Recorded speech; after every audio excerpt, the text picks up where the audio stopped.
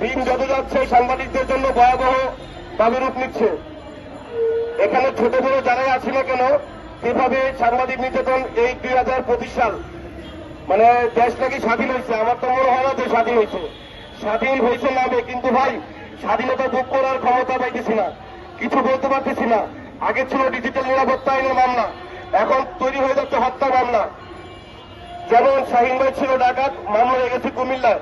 এরকম ভাবে অসংখ্য সংবাদকর্মী মিথ্যা মামলার শিকার। আমি নিজেও মিথ্যা মামলার শিকার। আমি জীবনে একটি সিগারেট খেলে আমার বিরুদ্ধে হয়ে গেছে মাদক মামলা। এই সমস্ত কর্মকাণ্ড যদি চলে দেশে, তাহলে দেশ কতটুকু সামনের দিকে এগিয়ে যাবে আমার জানা নাই। যাই হোক, সর্বোপরি বলবো সংগঠনে যারা রয়েছেন না কেন, শাহিন ভাইয়ের মিথ্যা মামলা প্রত্যাহারের দাবিতে এবং কি এই ঘটনার যারা মূল নায়ক তাদের দৃষ্টান্তমূলক শাস্তি চাই। এবং আমরা যতটুকু বুঝি বর্তমান ডিজিটাল যুগে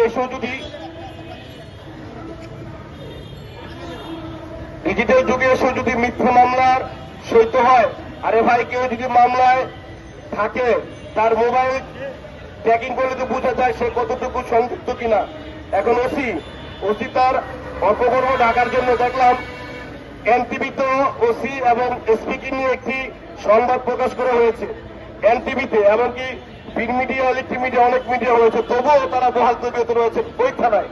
আমি একটা কথা বুঝি না, পুলিশ যদি জনগণের বন্ধু হয় তাহলে ওই জনগণের বন্ধু হলে তার বিরুদ্ধে কেন আমাদেরকে মানববন্ধন করতে হবে বা জাতীয় প্রেস ক্লাবে এসে এই গর্বে চিহ্নিত হবে? আরে ভাই, সব পুলিশ তো জনগণের বন্ধু হয় না। কিছু আছে গিয়া আপনার ভূমিত সূর্য খারাপ, তারা আইনের পোশাক পরে দেশ থেকে লুটে পুটে খাচ্ছে।